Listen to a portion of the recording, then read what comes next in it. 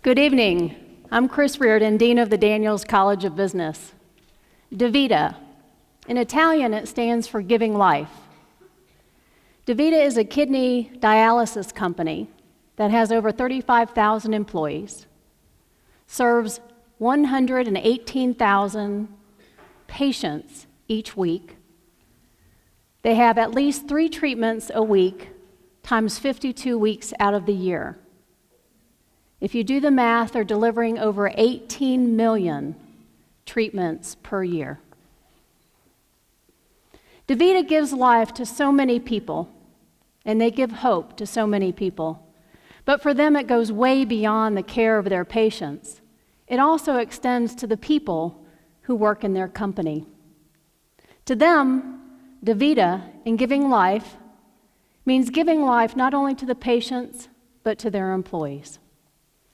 They look at their company as a community, as a village, and they have a social contract with one another that says that we will indeed respect, be loyal, and care for each other first as employees. They're one of the handful of companies here in the United States that have actually had the courage to flip the value chain and put people first and profit second. And it's paid dividends for this company. They are known for their community.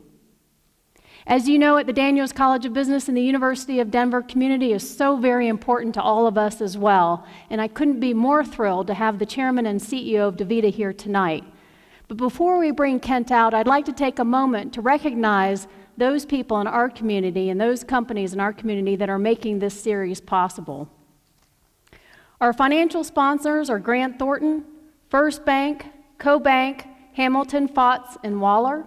Our in-kind sponsors are Chase, Rocky Mountain Human Resources People and Strategy, National Association of Corporate Directors, Denver Metro Chamber of Commerce, Net Impact, Marketing Roundtable, and 3 Tomatoes for our catering for tonight's reception. In the words of DaVita, it takes a village to open up the community, and let's please give our sponsors a really warm round of thank you for helping make this possible.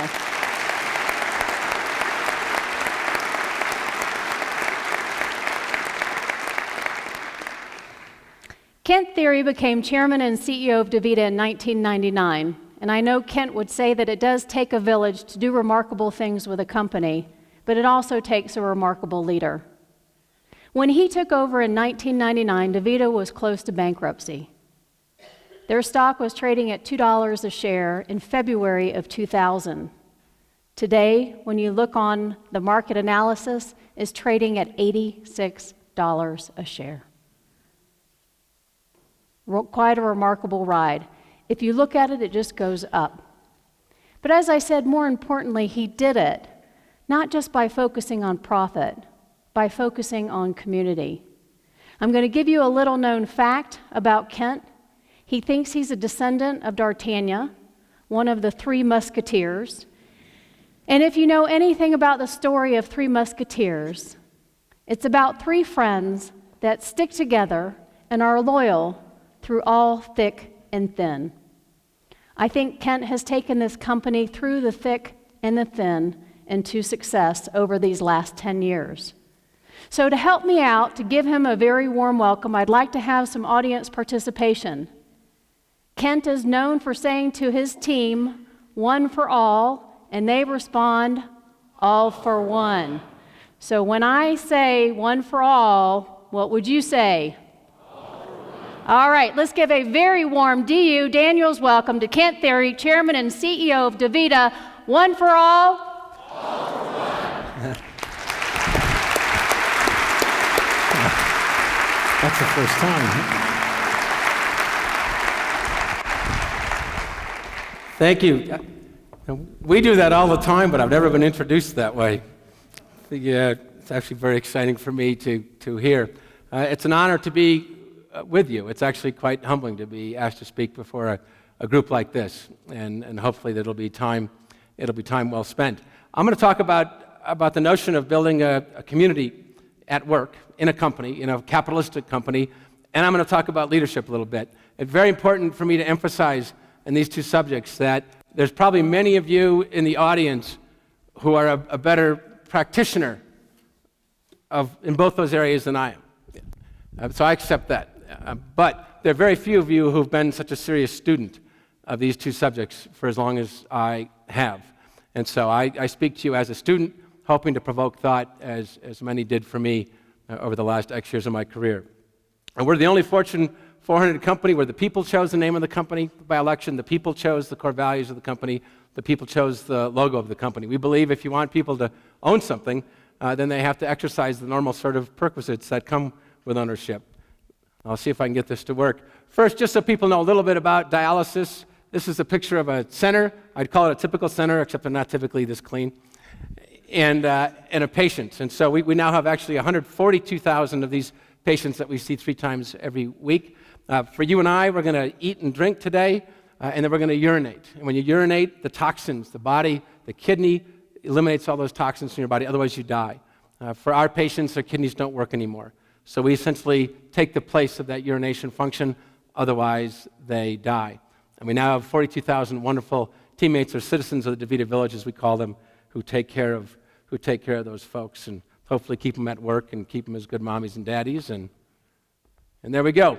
But we're not going to talk about dialysis today. We're going to cover a very light topic. Just what is your life purpose? And what is the value proposition that those of you who work in companies, what is the value proposition, separate from that which you offer to your customers and to your shareholders? What really is the value proposition that you offer to your employees, if that's what you call them, and to society?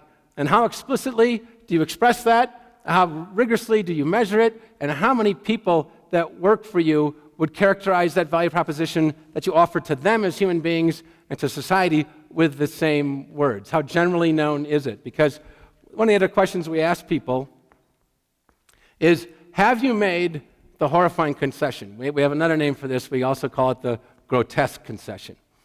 And this is the concession that many adults have made, which is, when you do the math, you're going to spend about half your waking hours, and for some of us, it's a lot more than half when you throw in the time of travel and commuting and everything else, well more than half of your waking hours as an adult at work.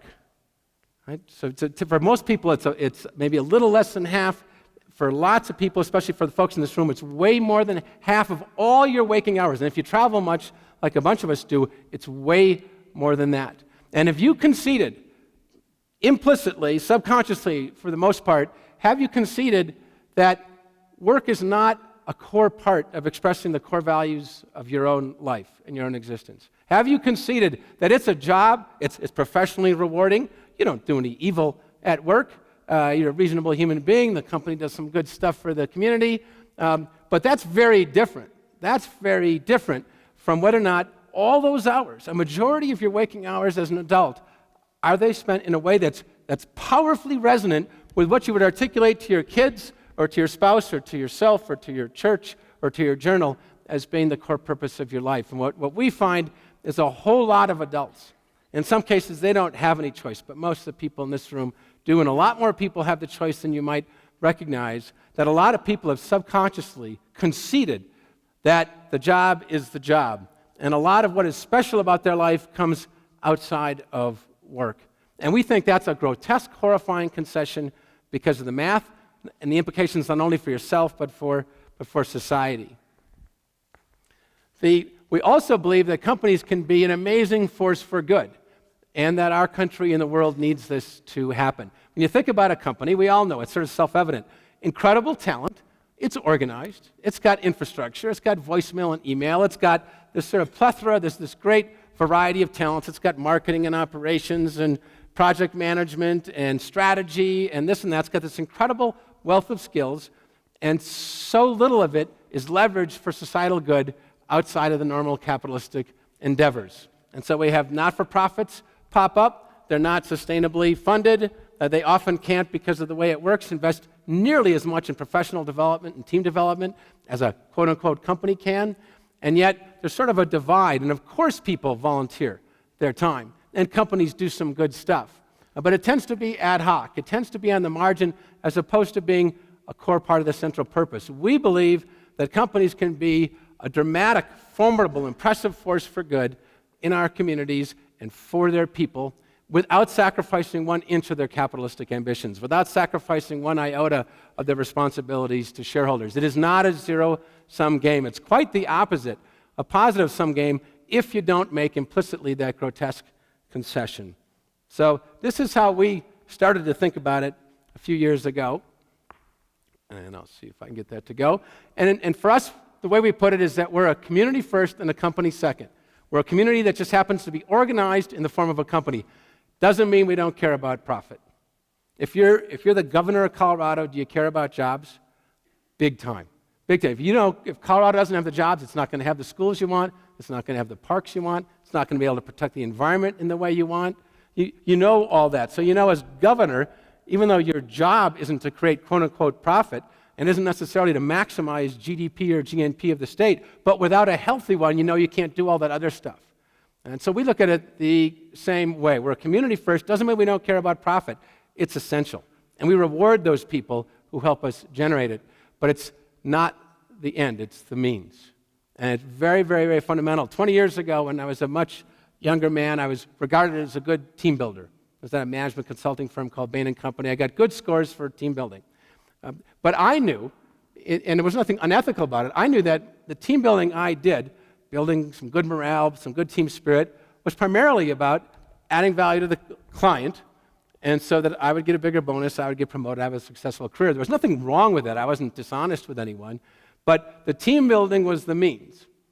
And my career and the firm's profit was the end. And there was no pretending or anything. But at some point, for me, things flipped in a highly imperfect way. Again, getting back to me being more a student than a gifted practitioner. And that is, it flipped. So at DaVita, we take profit incredibly seriously.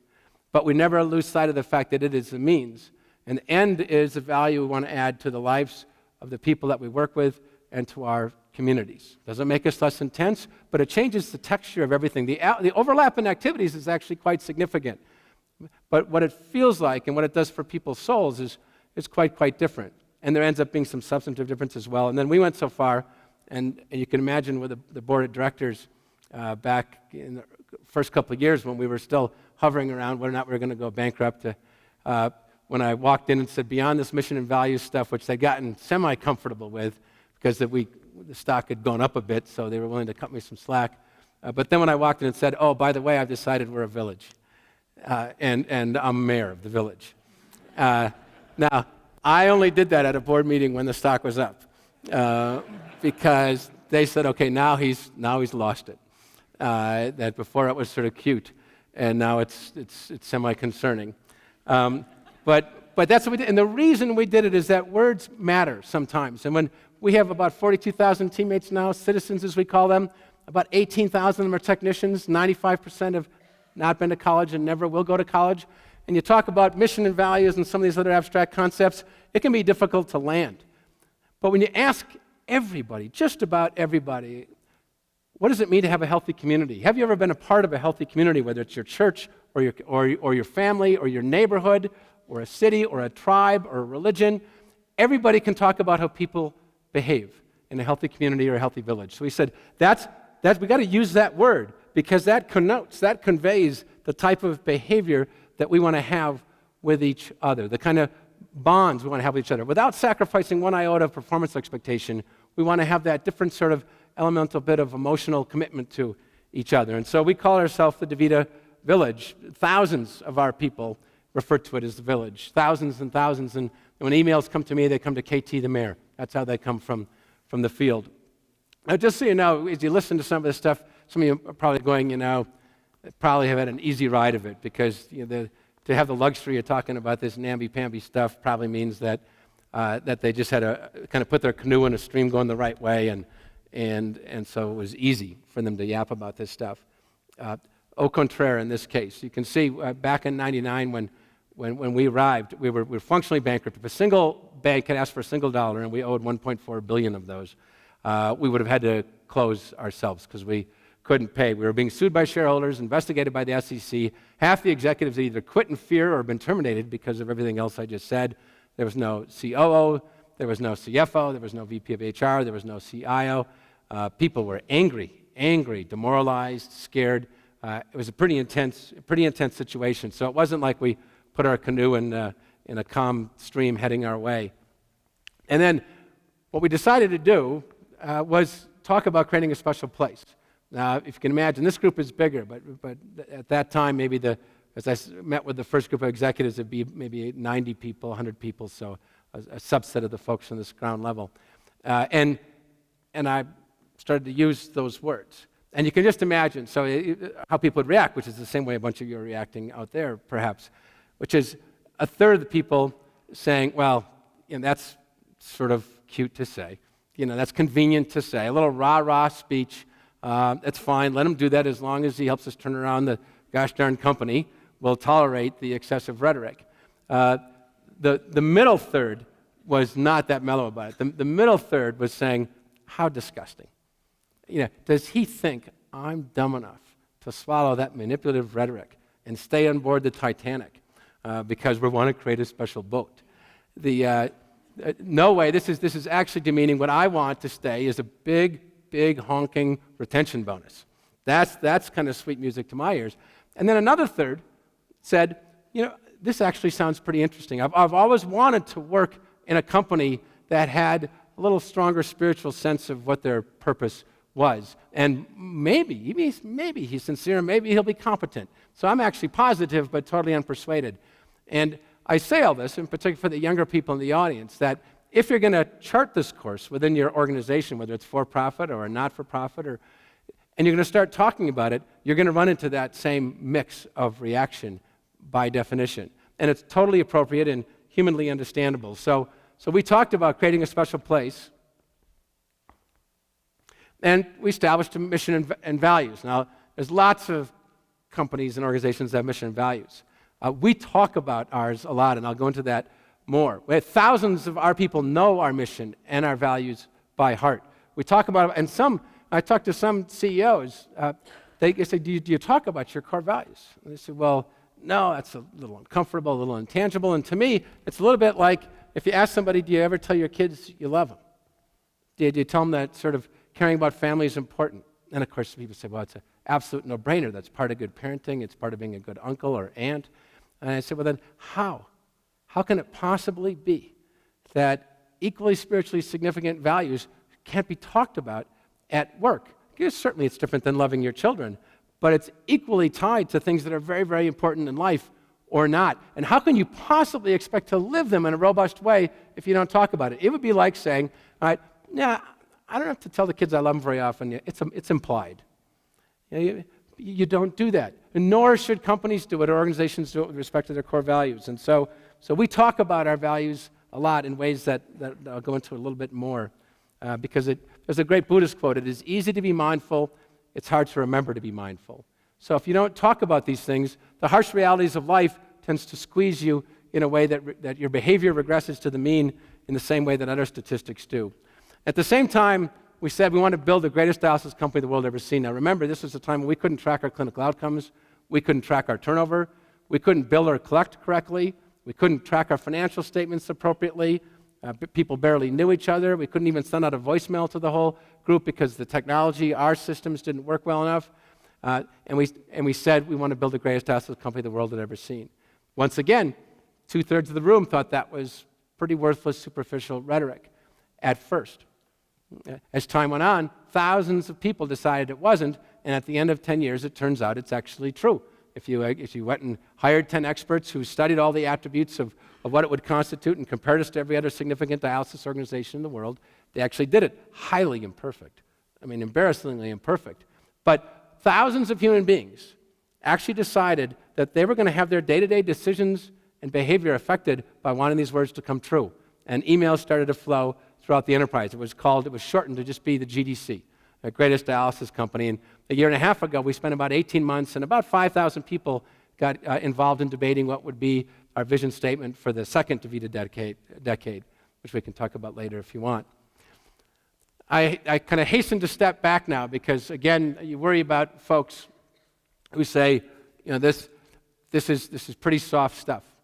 And I wonder if this is like a nice group of people who lose all their football games. So I respect their heart, but never bet on them. And so if I can just take a moment and address any concerns you have as to whether or not we care about winning football games versus just being nice to each other. I won't go through all this and bore you with the clinical details, but I'd be happy to. But the fact is that on average, if you have a relative on dialysis in America, you'd much rather be in a DaVita center than any other center in America. We have about 2,000 of these. We take care of about 1 out of every 3 dialysis patients in America. And we've grown far more than anybody else in the last 12 years. Our revenue used to be a bit over $1 billion, and now it's higher than that. And we used to lose money, and now we make it. So we're very happy about that. And as Chris talked about, the stock used to be lower, and now it's higher. And so we take winning football games seriously. There's nothing in our philosophy about trying to create a community-based orientation at work that gets in the way of thinking about beating the competition, growing differentially, and being profitable. In addition, we had a pretty intense problem. For those of you who might think we had an easy task of it because we're in healthcare or something, that again, the single biggest part of our team are technicians who are not graduate degree people. They're not nurses. They're folks who've never been to college, and they make about $13, $14 an hour. More of our people fit that category than any other category. And they're spread across then 400 locations, now about 2,500 locations. And they work different shifts, and they work different days because, as Chris said, we have patients who come in every 3 days, so we're open 6 days a week, 12 hours a day. People don't have a corporate email. They don't have a corporate voicemail because too many of them are hands-on in a very relentless kind of way. So we can never get them all together. Even in a single center, you can't get them all together unless you ask people to come in on Sunday or at 8 o'clock at night or something, which, of course, is almost never practical, especially since a lot of our people work a second job. So when we started yapping about trying to create a strong sense of team, a strong sense of one for all and all for one in real life, and we use that phrase all over America today, there's a reason the Musketeers were famous, is because they were famous for their shared dedication to each other and to their mission. That's why they were famous in the real world. So we had some challenges, and we decided that we had to bring some serious intellectual rigor to this. And this makes me think of, again, conversations I have with some CEOs who will say that their culture is important. People are our most important asset, walks out the door every day at 5 or 6 or 6:30 or 7 or whatever. And I say, okay, that's good. It's really important to your people and your culture. And they go, yeah, that's a very big deal. I say, okay, I say, is revenue important? And then they look at you like, okay, you're a little dumb. And I say, yes, KT, revenue is important. I said, so did you track it? Do you allocate some of your best talent to thinking about growing it? Do you have brainstorming sessions? Do you have metrics? Do you have objectives? And they go, yeah. I mean, were you born yesterday? Of course we have all those things because profitable revenue growth is very important. I said, okay, well, let's talk about new product development. And is that important? You say, okay, my God, you should go back to business school. You didn't learn a thing. It's important. I said, so do you have reports? Do you have metrics? Do you have meetings? Do you have quarterly objectives? Do you brainstorm? Do you allocate some of your best people to working on it? Do you talk about it with the board of directors? And they go, yes, we do all this because it's a no-brainer. I said, okay, I get it. For stuff that's really important and tricky and challenging and all that, you do all those things. So now walk me through all that stuff when it comes to your people and your culture and living whatever your core values are, whatever your mission is outside of generating a return for your shareholders. It's like that. That for a huge percentage, they don't do anything. Then they say it's intangible. They say a lot of stuff, and I say, wait a minute, you just looked at me like I was an idiot because you said on stuff that's important and tricky and challenging and vital that you do all those other no-brainer things. Then how can you let this just sit and be taken for granted? Especially when all the forces of life and difficult budgets and some of the bosses that are jerks tends to squeeze out a lot of those human behaviors that we supposedly aspire to. To me, it's a big disconnect. If you don't invest in it, then you're almost certainly going to, unless you're one of those gifted individuals who's amazing and can do this without that kind of work, you're going to lose. And so we decided we got to bring a lot of intellectual rigor to this, some creativity to this, because otherwise, with 500 to 2,500 locations, all the other structural realities that I described, we were going to fail. We were never going to create something that was systematically different, that an unusually high percentage of our citizens would go home and having a beer looking over the hedge to their neighbor or down the apartment hall building would say, this is the best place I ever worked. Hard, not perfect, but they care more about me, or it's more fun, or it's more fulfilling, or they invest more, whatever their reason would be, they'd say, this is the best place I ever worked. That was our dream. It was as simple as that. But we said, in order to achieve it, we got to do a lot of stuff. And I'll zoom through some of these things to kind of convey how systematically we tried to make this come true. And when I do this at schools with lots of young MBAs, a lot of them sort of roll their eyes because they assume this is all such a no-brainer, but they haven't been through enough of life yet to realize how hard it is to escape the muck of reality. So first of all, and of course nothing happens every case because we have parts of some of our local neighborhoods are broken, but every single new teammate is evaluated according to the core values, which then if you're interviewing, it forces you to think about it because you got to check it off, and it makes you go, geez, how did I do on the core values this week? Maybe you actually bring it up with a candidate, forces you to think about the candidate that way. I'm amazed at the number of companies who say the core values are important, but they're not part of the interview screening process. I mean, this would be like saying we want to establish a great passing game, but when we're talking to wide receivers, we're not going to ask if they can catch. That would be dumb. But then we're going to say these core values are important, and they're not an explicit part of the process. At our place now, anybody who's interviewed, in the first paragraph, when anyone's summarizing their thoughts of the interview, in that first paragraph will be whether or not they're a good M&V fit or not, mission and values. It's that basic to us now. It could never be discussed. In fact, here's the form for every executive that's been hired to report to me for the last 11 years. They get evaluated according to each of the components of the mission and each of the core values. They actually get a numerical score. KT is me. Joe Mello was the COO then. Gary Bile was the controller. This was a CFO candidate with the first name Mike. I won't tell you his last name because you can see he was no fun. He got 2s. And it's hard to find a fun CFO. That's our experience. Maybe we're not good at searching, but this is literally done on every single one. And then we try to take it further than that when we get to the review stage. But again, I just want to step back. How could you ever possibly create a differentiated place if you don't think about it at the point of recruitment and evaluation? When we think about core values, we have 7. We ask people, say, do you know some people who are far more service excellence oriented than others? They go, yeah, Tammy's way that way and Fred's not. And what about integrity? You know people that are higher integrity? Yeah, I know people that are way higher integrity and way low. And then team, our third value, and continuous improvement, accountability, fulfillment, and fun. If you ask people, do you know people who are way different and everywhere in between in the spectrum? They'll say, yeah, I can give you examples. And we say, well, then why can't big companies be really different? If people are that different, big companies can be too. Most aren't because they give up. Most presume it's not doable, and therefore it's not. On to the review stage. Here you have to start at the top. So I ask the board every year to have an outside person come in and do a 360. And part of my 360, so it talks to all the people who work a bunch with me, is I get scored on each of the components of the mission and on each of the core values. And I don't get to change any of this, and it goes to the board of directors, and I share it I have to go through it, the actual text and scores, with my team. So when I'm going astray, I'm giving the gift of being told I'm going astray. And we try very much to make sure that this is not just about professional growth, but personal growth. And so one of the things I did, because it's clear I had some weaknesses that weren't getting better. I'm 56 now, and so I was about 44 when I started here, 43, and it was clear in the 360s that I had some issues. And when you still have them at that age, they're pretty deeply embedded. It's not like you're just going to say, oh, I tend to get angry. I'm going to stop tomorrow. You probably would have had that epiphany earlier.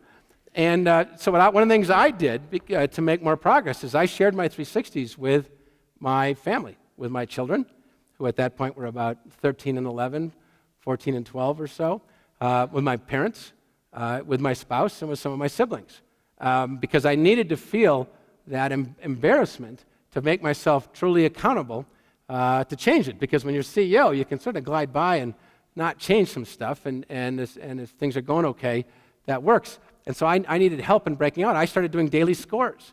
I would track for 2 years. The metaphor I used was that if you talk to someone who's a recovering alcoholic, they say, you win that battle every single day.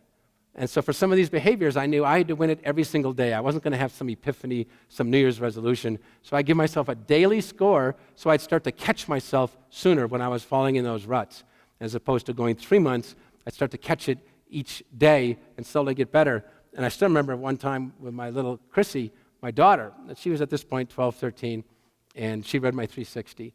And then she came from her bedroom downstairs, and she said, Daddy, I have a question. And I said, not out loud, uh-oh. And she goes, Daddy, you tell me that if you do your best, that's all that matters. But in this paper, people say that sometimes they disappoint you, and even though they did their best, you get angry at them and make them feel bad. So why do you do that, Daddy? So my jaw is, I'm thinking this was a really bad idea to share these 360s, I'm a foolish young kid. And I couldn't think of an answer. Then the honest one, I said, well, Daddy hasn't grown up enough yet in that way. And she was so puzzled because she says, my God, you're older than the hills. Yeah, they picked you to run the company, so how could they have been so dumb to pick someone to run the company that old who still has these faults? And we had a nice little chat, but she was puzzled. It was very helpful for me to further face the areas in which I needed to grow and to take public accountability. And I got to tell you also that for the next year or so, discussing her report cards was actually much easier because it's so easy for parents to fall into that rut of sort of presenting to your kids like you live a life of all A's. I'm a good community citizen, I'm a good daddy, I'm a good worker at work, I'm successful, I get exercise. I sort of have all A's. And the notion that her daddy didn't have all A's made it a lot easier to discuss different aspects of her life because it made me more human. Older, but more human. And so here this is 26,000 teammates filled this out. We've grown a bunch, and then, of course, not everybody fills it out, but 26,000 at this time, we had about 32,000 folks. So this was, by the way the metrics work, this was a very high turnout. Here's the actual core value. We ask every single citizen of our village to rate their local neighborhood and the entire village as to how well it's living the core values. So these are the actual scores. I don't know if you can see, but again, it's service excellence, integrity, team, continuous improvement, accountability, fulfillment, and fun. And you can see which ones are outstanding, strong, solid, needs work, and pathetic. I think we use some other word, but and what we feed back to each local unit is their scores relative to the entire village and some tips and ideas about how to celebrate where they're strongest and how to talk about those areas where they themselves have rated their neighborhood as being deficient with respect to the core values.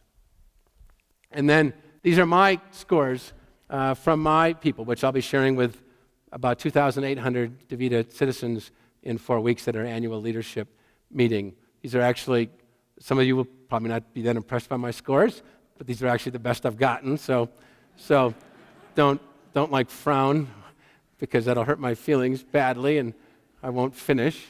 And then these go to the board of directors and to my team and then in front of the 3,000 folks as well. And then every single professional development review I do, if you work for me, the first paragraph is the most important message. The second section is I tell you how the rest of us experience you with respect to each component of our mission and the 7 core values. And this can be pretty awkward if you imagine me sitting with you tomorrow and saying, people experience you as pretty average in integrity. It's been a long time since most 56-year-old executives have had that kind of conversation with anyone. And what we always say is this is how people experience you. That now, if 8 of us experience you as being pretty mediocre with respect to the core value team, you can decide we're all out to lunch. That's your right, but we deserve to give you the gift of the data as to how we experience you. And so this is a part, and this ripples through the entire village in different forms, not with quite this extensive rigor, but even for the technicians in the centers, we'll talk about their mission and values, behaviors, separate from all their technical skills. Because if you don't talk about it, how in the heck can you claim it's important? And it's not static. Now, my wife will say, I'm a better husband and a better daddy for having been at DaVita. There are other spouses who will come up when we do spouse and leader retreats, who will come up and say, that it's great the stock's gone up, it's good for our retirement nest egg, but the best thing you've given me is a happier mommy or a happier daddy or a better partner in life. So the notion that we sort of, at age 21, we were sort of locked and loaded with a certain level of core value performance with respect to integrity of team is totally foolish. That we're all on a journey of personal and professional continuous growth or not. But that growth can only happen for most of us in a serious way, in a pervasive way, in an impressive way, in a glorious way, if we talk about it, if we get feedback, if we play with it, if we start to see how even though we have that core value in our hearts, it doesn't always come out at work when you're behind budget or behind plan or your boss is a jerk or you've got an aging parent with cancer or something else. That core value's in there, but it ain't coming out and showing up in the way you're interacting with a lot of people day by day for really good, humanly understandable reasons. But we all need help. We all need help, and so that which lies within comes out more often. And the more often it does from us, the more often it will from others, because doing good and living the core values is a pretty contagious thing. But somebody's got to get the ball rolling. So we do this to try to make it a very serious personal and professional growth kind of thing.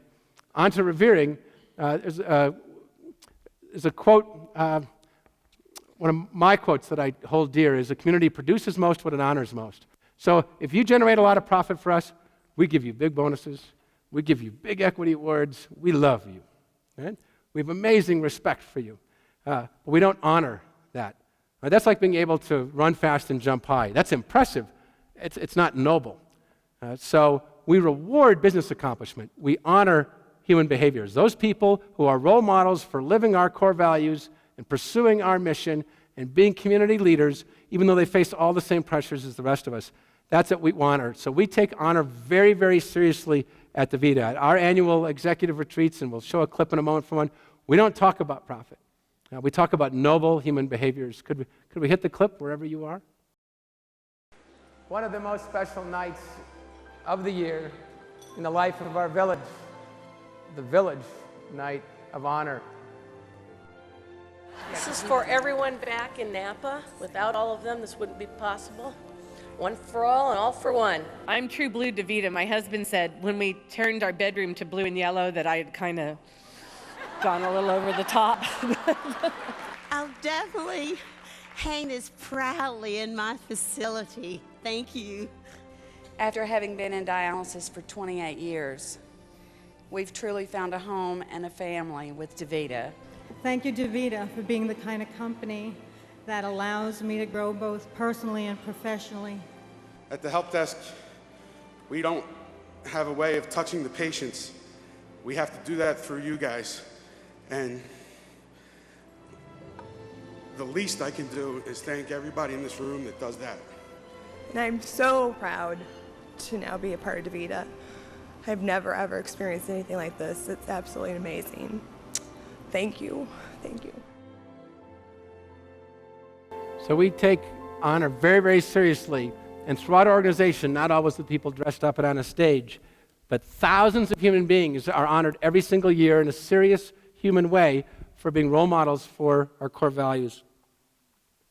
And at sessions like this, it's videoed, and so that the mommy and daddy can take it home and show their team or their kids that, you know what, we talk a lot at church about integrity. Here's somebody actually doing a nominating speech saying that your mommy actually is a role model for integrity. He's not invited yet. The onto reward, and here I'll just touch on one thing we do, which is we never heard of another company that does it directly, but I'm sure there are some. We have profit sharing, and that has three components. We call it the Triple Crown. Victory, for when your team scores a special victory. Village, so that when we have a good year, everybody gets a certain bonus amount. Just the same principle as in a village. Everyone should have enough to eat when there's enough crops to go around. And then values. And so if you worked for us the last 6-7 years, and we've given away about $26 million now, according to this principle, if you had 25 people working for you, we'd say pick 5, 1 out of every 5, whom, even though they're just solid performers or excellent performers, doesn't matter. They're role models for our mission and values. And we're going to do a separate award for them. They get a letter from the mayor and the COO. The local leader calls them into his or her office, reads the letter, often leads to tears of gratitude and joy that a person is being honored for being a special human being. And then they're given a check, depending on the year, anywhere from $500, $750 to $1,000 to $1,200, which for a lot of our people is like manna from heaven. A very big deal. And our people voted this year to change it from private ceremonies to public with the whole center involved. And so that's going to be a beautiful thing. The other thing we're doing to further emphasize this is the last couple of years we've had village dinners. And I don't know if you've ever gone home and said to your spouse, I'm like to have some folks over from work for dinner, and then tell them it's 30,000 people. But we can order takeout. And so the last 2 years we've had a night where all across the country people and their significant others are invited to a dinner as our way of saying thank you. And this year, for the first time at every single one of those dinners, there's going to be a couple of core value awards done at the dinner with the spouses there. Again, our way of honoring those people and hoping, therefore, they keep on behaving that way.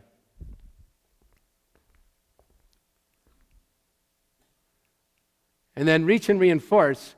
I'll just grab one or two of these because it's hard. 42,000 people with lots of stuff going on in their lives, a really intense, relentless job. How do you start reinforcing this, both with yourself day by day, scores or whatever, and with all these other folks, including all the new people who enter each year? One thing we do is every 8 weeks we do a Voice of the Village call where the mayor gets on with a few of the other leaders and we give an update. There's typically about 2,500 to 3,000 citizens from across the village on the line, and then anyone can ask a question every 8 weeks, every single year, and so that everybody gets to sort of do a gut check of whether or not the senior leadership is sincere, what do they care about, what do they talk about, how honestly do they answer questions, things like that. The other thing we do, Big Murphy is the name of our senior executive group. We have quarterly retreats, like lots of companies. On every single quarterly retreat agenda, there's always a portion, a significant portion reserved for talking about mission, values, village, being a community, that kind of stuff. Every single time we put our money where our mouth is in terms of allocating very expensive time. We also do, I'm going to go back here one, we also do some other more unusual stuff to reinforce, which Chris alluded to. Could you hit the second video, please, sir? Yo, DaVita! Yo, DaVita! Yeah, now, yo, DaVita!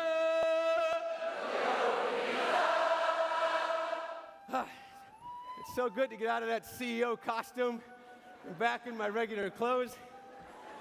No brag!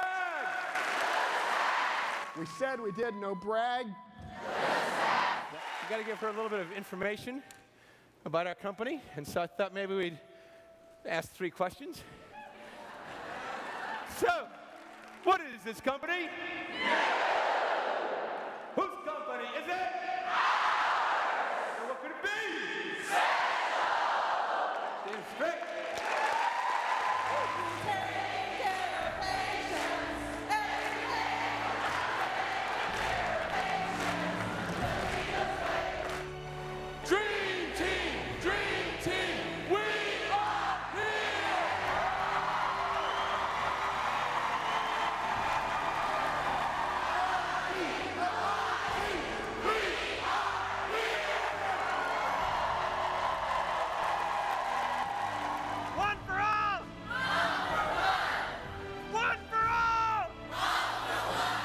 Damn straight. As your mayor would say. But if we must dialyze, let it be like this, one for all. One for all. Damn straight, go out and have fun. All right, so I lost a bunch of you there. You'd say that, he said 1 or 2 things that were interesting, but that is way too weird. That is cheesy, that is over the top. I would never be caught dead doing any of that stuff, just like a bunch of those people up there said that before they joined. And this kind of stuff grew organically at the village. And then as we started getting asked to speak to some places and a couple of business schools did case studies, we had it in, and we took it out because it just turned off so many people. And we couldn't explain why we did it. We kept doing it, but we didn't talk about it because we were sort of embarrassed and sheepish. And it took about 6 years to figure out. And now we put it back in, as you can tell, and we talk about it. And here's what we realize. If you think about sporting events around the whole world, what do people do? They wear different clothing. They do call and response. They sing in unison. They yell. They do it to create positive energy, enthusiasm, sense of fun. A bunch of you do that here in this room. I think about military units throughout the world. What do? They wear different uniforms. They do call and response. They sing together. Why do they do it? To reinforce that shared notion of dedication to each other and dedication to their mission. And now think about religions across the world. What do? They wear different clothing. They do call and response. They do chants together. They sing together. They do it to sort of remind themselves of the spirituality they aspire to achieving in day-to-day life. So some of you were in the military or are. A lot of you go to sporting events. A bunch of you go to church and do a bunch of those things and don't find them weird at all. And so we just realized we're not weird. We are just a lot more like those organizations in terms of how we think than we are like most companies where it would be weird because they don't have those same things going on. We don't want to concede anything in terms of fun or positive enthusiasm to a sporting event. We don't want to concede anything in terms of loyalty to each other and to our mission, to a military unit, and we don't want to concede anything in terms of respect for day-to-day secular spirituality to a religion. And so for us, it's not weird. We also stop people and ask them to think. And so at this meeting with 3,000 people coming up, very expensive, we stop the meeting, and everybody fills out their own mission and values report card. And it's pretty intense when you think about just score yourself. And we'll take 20 minutes. You just sit and literally go through and think about your last year and score yourself according to our mission and values. And then we allocate some more time for them to talk to their neighbor if they'd like. Tends to be very, very powerful stuff, totally self-induced, because with life going on the way it does, not that many people end up finding the time to do this on their own. And so because it's important, we make that time. We actually took some of this, and many of us, including myself, to our families. And when our kids were in those formative years, we used to have family meeting every other Sunday night where each member of the family, the mommy and daddy and the kids, would have to answer, how are you this week as a family member? How are you as a worker or student? How are you as a citizen? And how are you as a friend? And they had some of the best conversations of those years because they were separate and apart from any transactions, like when somebody didn't make their bed or didn't do their homework or daddy traveled too much or mommy was in a bad mood. That's separate from that. It allowed us to discuss it all in a very open way, in the same way that we were doing at work. The DaVita Village Network, if you're a community, you try to behave like one in every single way. And so every year we sit back and try to see how we can become more of a community. And one of the things we did is establish the DaVita Village Network. Tragedy strikes sometimes. And where I was raised in a small town in Wisconsin, neighbors would chip in. If the spouse was in the hospital with cancer, you'd babysit the kids and take over a casserole. If the car got totaled, you'd leave home early, take the other person to work, and then go to work yourself. That happened naturally. In lots of America, for our people, those safety nets don't exist anymore. And with only 24 other people in a dialysis center, that's not necessarily enough to provide the right kind of safety net, and they don't all live in the same area, they don't all have the same set of friends. And so we decided that if we were going to be a community, we must be the safety net that doesn't exist for many of our people. And we said that any time that a teammate takes an after-tax dollar out of their pocket to help another teammate in need, that the company would take an after-tax dollar out of its profit and match it. And in fact, we've done more. And I'm just going to share one quick note out of many, many we could of one of our teammates who, if you asked whether or not the village exists, people like this address their letters to the village. And she was a teammate and had a 4-year-old daughter. She was a single mother, no additional income, and her daughter had a grand mal seizure. And she needed help with the bills, even though she had health insurance. The local team raised about $2,000, and the DaVita Village Network provided another $9,000. But she wrote, I came to work this morning with a lingering worry in my heart. Ever since my daughter has been in the hospital, I have been afraid of it happening again to her. There is a 50% chance of her having more seizures. Afraid of how I will provide for her financially with the hospital bills calling my name from the devastating night. Afraid if I will make it. I have really tried to stay positive throughout all this time, but some days it is hard. During our weekly homeroom, my manager, Tina, presented me with the DaVita Village Network grant and letter. I cannot even begin to tell you how this has affected me today. Not only did I feel a huge relief from the recent pressures, but I have a feeling of family and love, a feeling of a village that will stop at nothing to help another person in their time of need. Never in my life have I experienced anything to make me feel this special. So from here on out, my day has a different outlook. My heart feels calmness. I feel calm simply because it has been proven to me this morning that the human soul is one of the most powerful sources in making good things happen. Thank you, DaVita, for showing me the true meaning of team, one for all and all for one. So we have a whole bunch of programs like this: scholarships for kids, scholarships for grandkids, medical missions overseas, community service days, letter writing campaigns to troops overseas, thank you letter campaigns to our physicians. Every year we try to add 2 or 3 programs in the same way that a community would to take care of people who are in need, whether they're part of our village or not. We also do something we don't know of other enterprises that do. They're called academies. Every single teammate across America, when they join, is invited to come to a 2-day session, no applied training. It's about our mission, our values, our traditions, our language. We do things like the Myers-Briggs test, if you recall that. Many of our people have never been through anything like that. For many of our people, it's their first plane trip, the first time they've ever checked into a hotel. And we bring them together to talk about that. And there's as much emphasis on realizing their full potential as a human being as there is on becoming a DaVita citizen. And then, because if you are like me, it's easy to stray. You can sort of have a noble aspiration, but then reality crushes you. So I know that what I have to do, and you don't have to see all these details, I have to track all the times that I make what I call village deposits. When I do something only because it's the right thing to do as a village, as a community. Because I know if I don't track it, then 2 weeks will pass and I'll go, oh, it was a bad 2 weeks. And then I'll travel a bunch for 2 weeks and I'll say, oh, I was traveling. And then there'll be some special project and pretty soon, I will have let a lot of time go by before really making manifest that which I allegedly aspire to. And so again, I track because otherwise I go too far astray.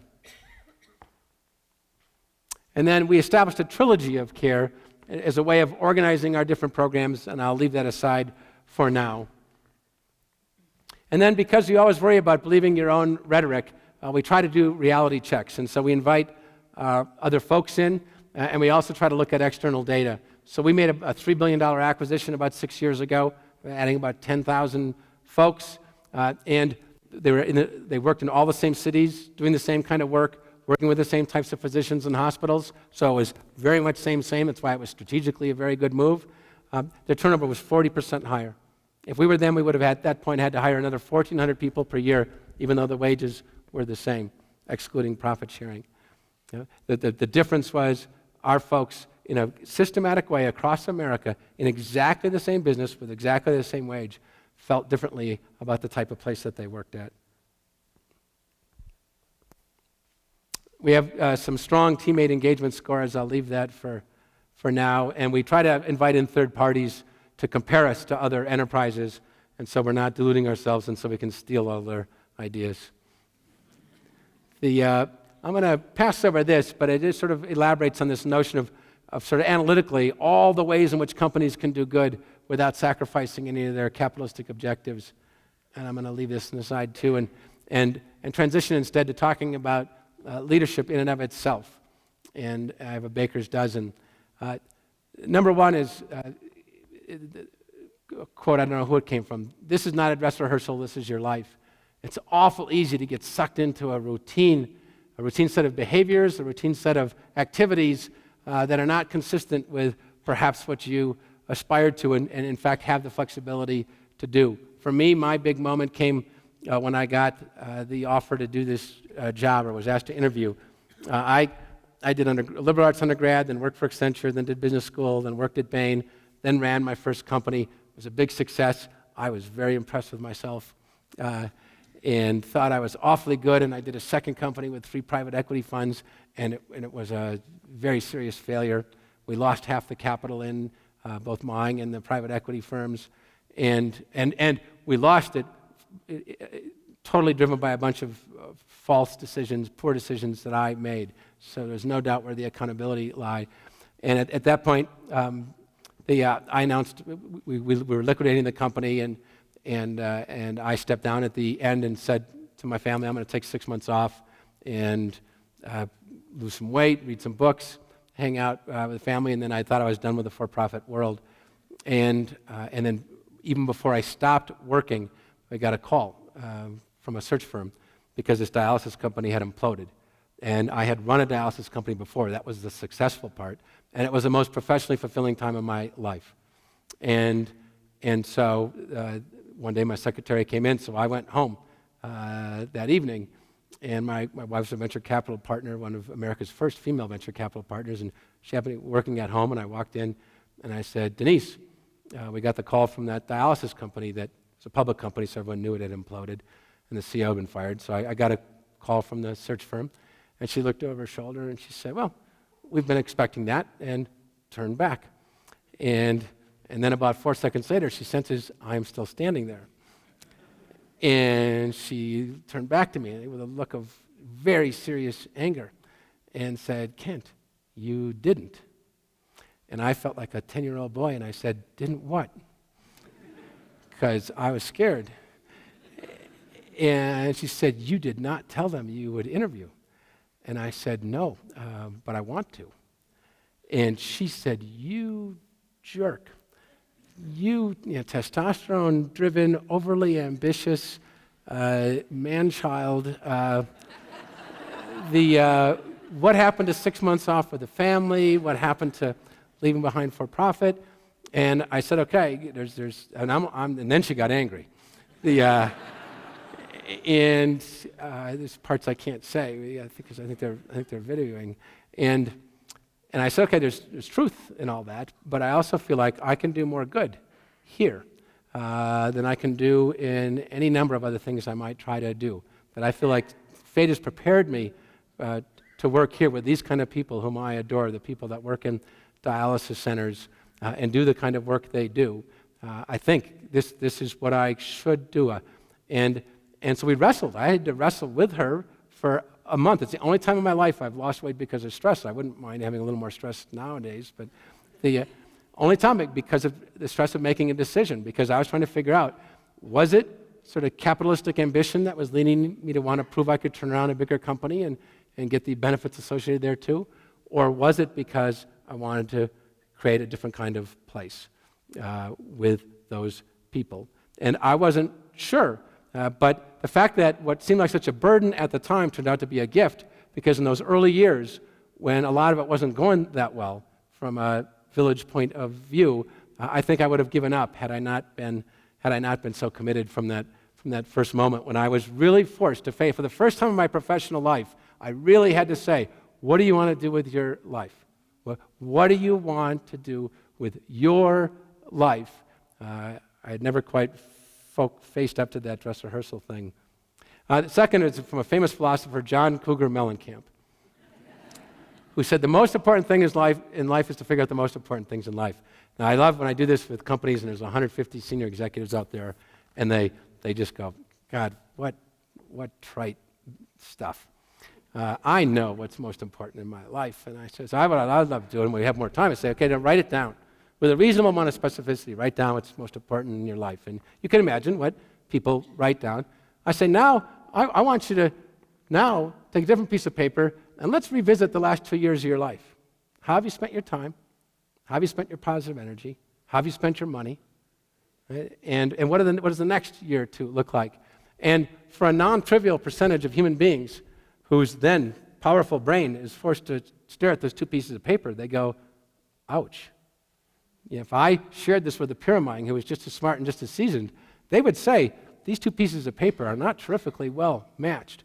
And you don't have the excuse of saying you have to, or you have to keep doing it forever, or you can't afford to do anything else, or you've tried and it hasn't worked out. You don't have any of those answers available. You've just fallen into a rut by forgetting what was most important in your life in a way that guided your behavior.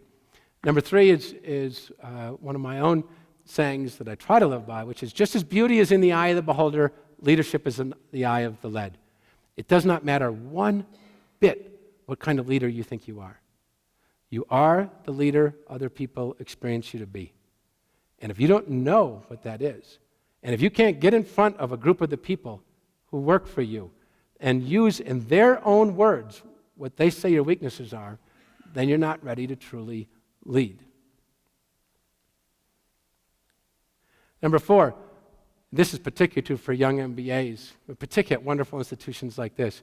People don't care how much you know until they know how much you care. Right?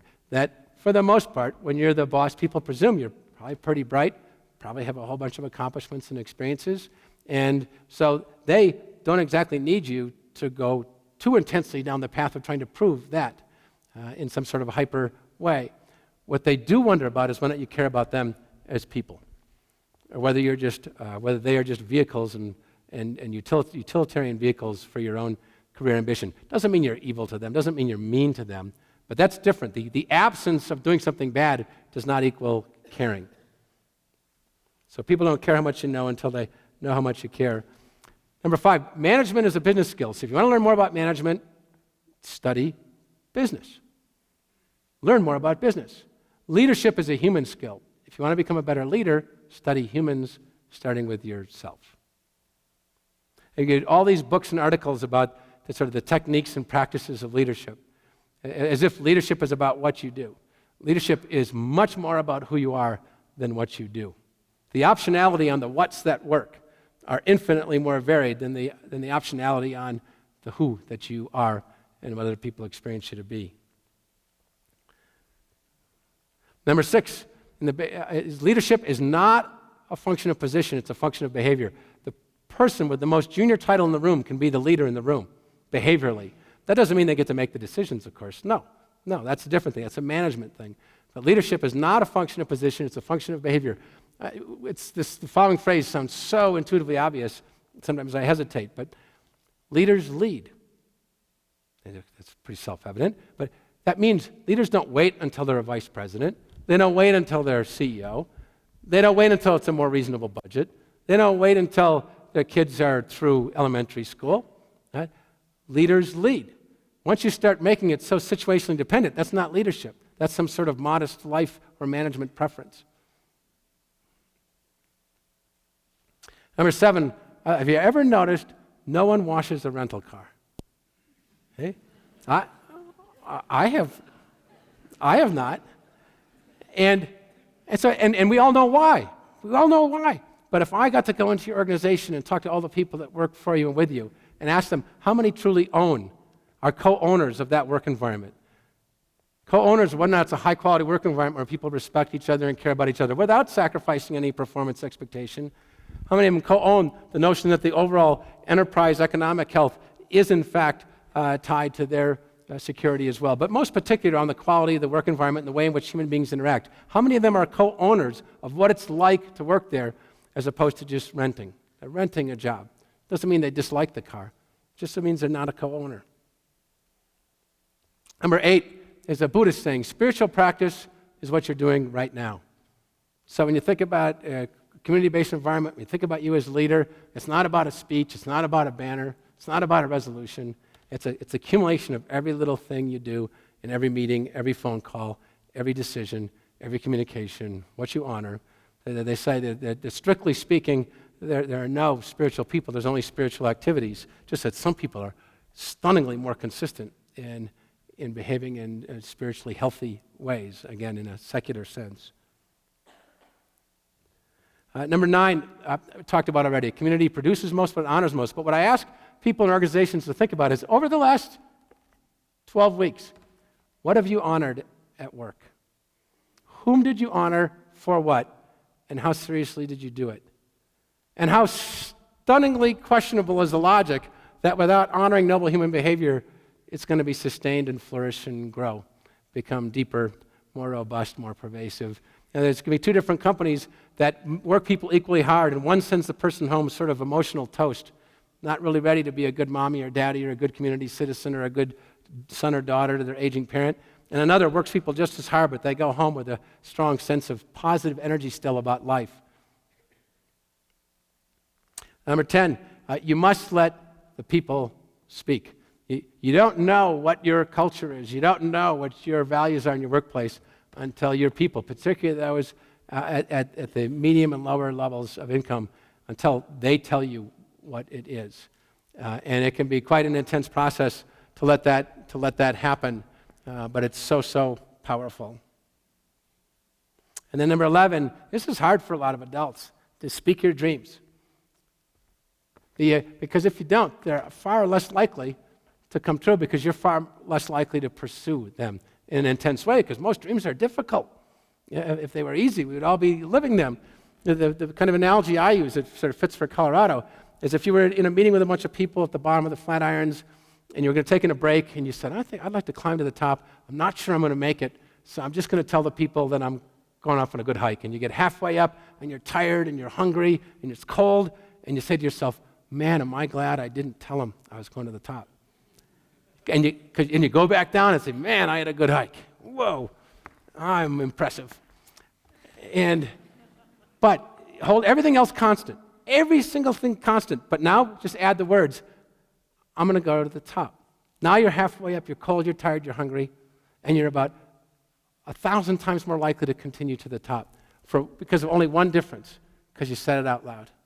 And most people want to do what they say, which is why it's so important to get out there and talk to your people about what you want, what you aspire to in terms of what that workplace is like and the impact your organization has on the community separate from achieving its capitalistic goals.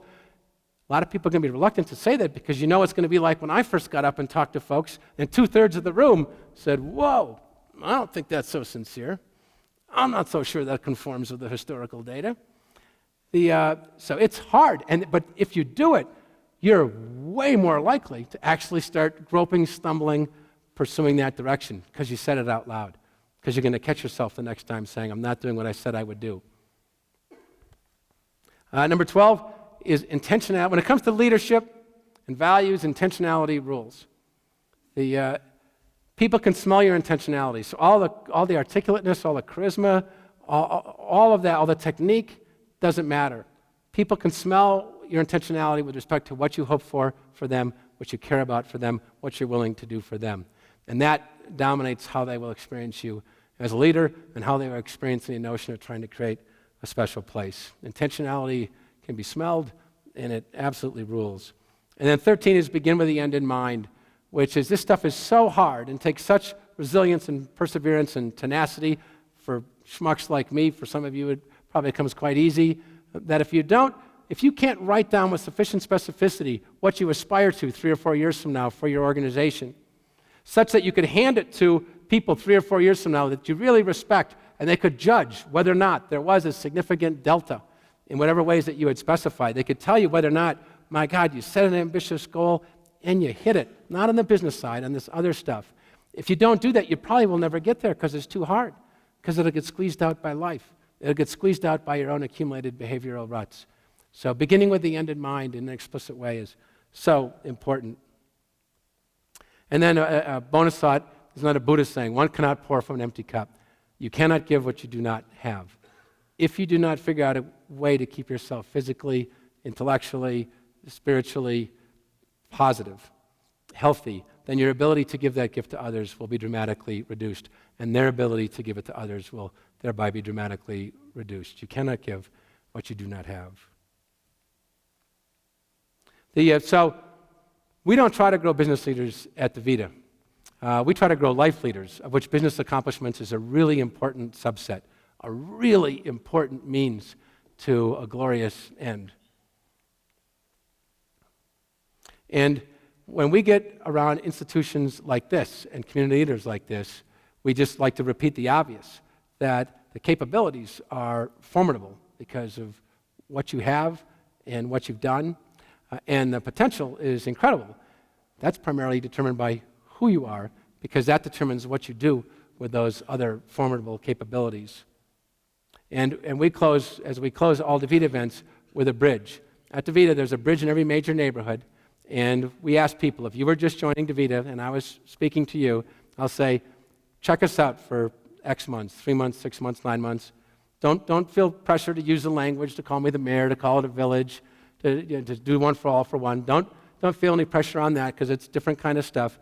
Watch our behaviors, watch our decisions. But then, after X months, we're going to call the question. And at that point, it's binary. You either define yourself as a citizen of this village with all the rights and responsibilities associated thereto or not. You don't have to tell us. You don't have to tell us, but you have to tell yourself. You owe it to us, and you owe it to yourself to make that decision. Of what aspects of your life are you just a resident, versus what aspects of life are you a citizen.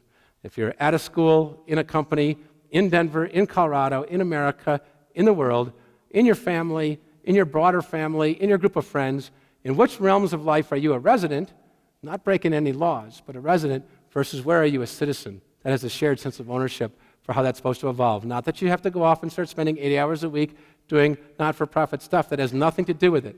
It just has to do with guiding your behavior and decisions. That fundamentally at DaVita, we believe in human nature. We believe in the potentiality of so many human beings, and we think if we can unleash their own inclination and desires to realize their full potential, beautiful things can happen. We never say, I'm too old and too seasoned to say that if we do a bunch of that, that will change the world. Don't know about that. What I do know is if we do that, the thousands and thousands of people will lead more fulfilling lives, and they'll allow others to do the same, and we think that's good. Thank you very much. Thank you. Thank you. Thank you. Thank you. Thank you. Thank you. Thank you. Thank you. Yeah. I think we have a boss over here who's going to identify some people for questions, ideas, attacks.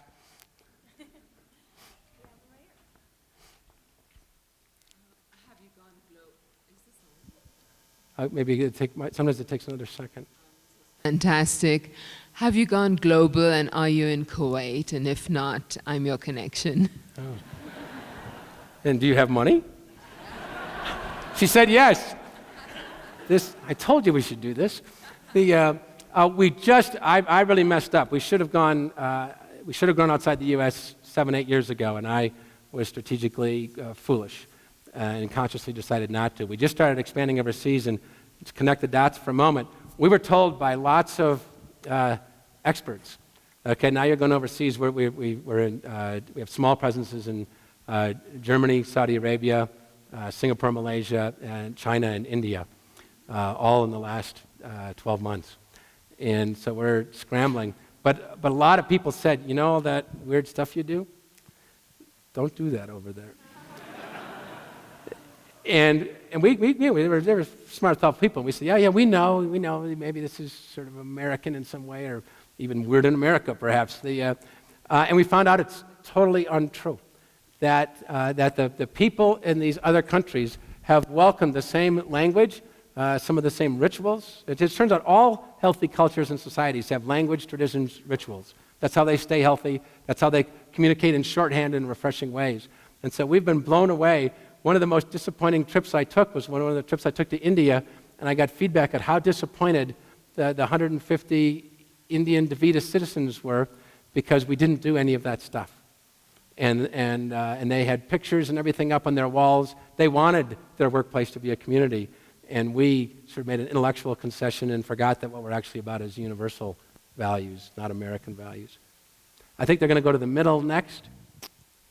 Actually, I think we have one right here, and this is probably our last question.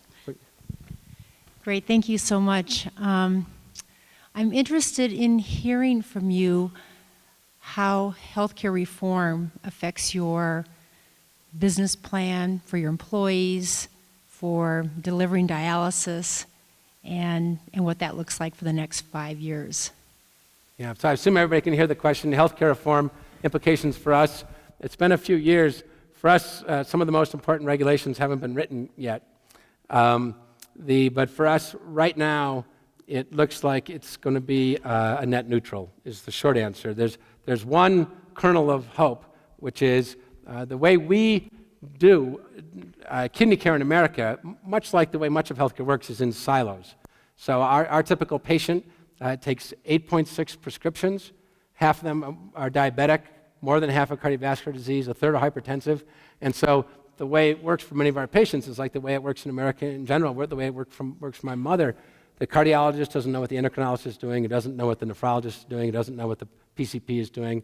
They don't know what drugs they're prescribing, et cetera. And our dream is to transform kidney care in America to where we provide integrated care. And we're in the 6th year of a government pilot, so it's their own data, their own rules, that's had spectacular success of reducing cost, improving quality, and dramatically enhancing services to the family. So our dream, and there's a small component of the healthcare reform bill that could allow us to scale that. And in that case, we're going to invest tens and tens of millions of dollars to try to bring the dream of integrated care to the rest of America. But I wouldn't bet with us necessarily, but we're going to give it a heck of a try. Do we have time for another question? Pardon? Yeah, sure. Especially when every other person gives us money. More. Do you have money too? The healthcare reform person? Yes. She said yes. Nobody grab the mic unless you have money. That's the new rule. Sir, how much do you have? Whatever.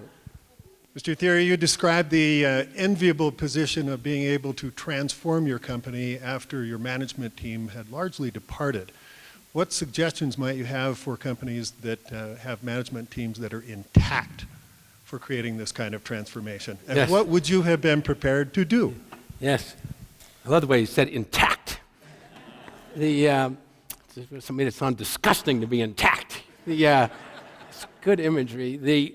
Well, it's sort of the pros and cons of what we walked into, just because people can be so skeptical about this. A lot of people said you can't take an organization with 10,000 people across 500 locations with an embedded culture and change it. So, first of all, I want those who are skeptical about change to say a whole lot of quote-unquote experts who would have said we couldn't do what we did. Turns out the people wanted to change it, and we just had to be the vessel allowing them to make that happen. And to this day, I say, which some of my executives hate, half of the executive group didn't convert themselves. They were converted when they walked into a room and saw 300 human beings saying one for all and all for one with the look in their eyes that they actually hoped the words meant something. That's when a big chunk of the executives who lead much more complicated intellectual and spiritual and ambitional lives, if ambitional is a word. So all that's first just to say that there's all sorts of empirical evidence to support skepticism. Just like there's a lot of empirical evidence to say you never climb Mount Everest and never run a 4-minute mile and all that kind of stuff until someone does. And so my view, what we did in those first couple of years, of the remaining half, 80% of them had to go within the first 18 months or so. We literally created a 2x2 matrix that we showed our board of directors twice a year. On one axis was business performance potential. On the other axis was mission values fit.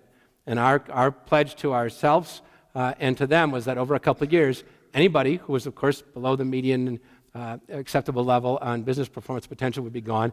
And similarly, anyone who was below the acceptable performance level on mission values would be gone.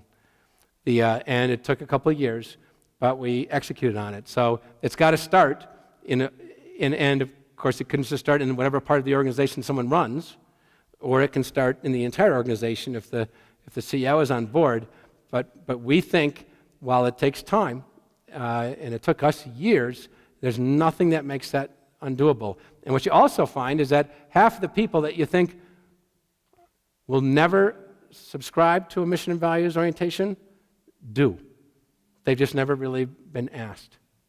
And they've never really been told how other people experience them. And once you give them that gift, half of the people you're pessimistic about become often the most intense believers. That's one other quick story, because there was a young guy who, when I came and was doing this stuff, he would sabotage me in every single way.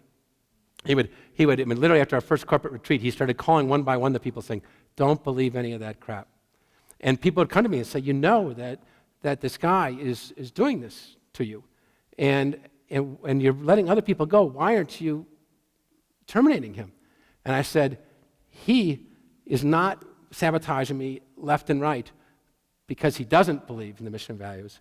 He believes in them so much and doesn't believe I do. And once I establish my sincerity, he's going to cross the bridge. And he did, after 4 months of giving me pure hell, and he's now president of the company. So, can we do another one? Is that permissible? I don't know what. Are we out of time? Pardon? Well, yeah, we're out of time. All right, it's been a great honor. Thank you very much.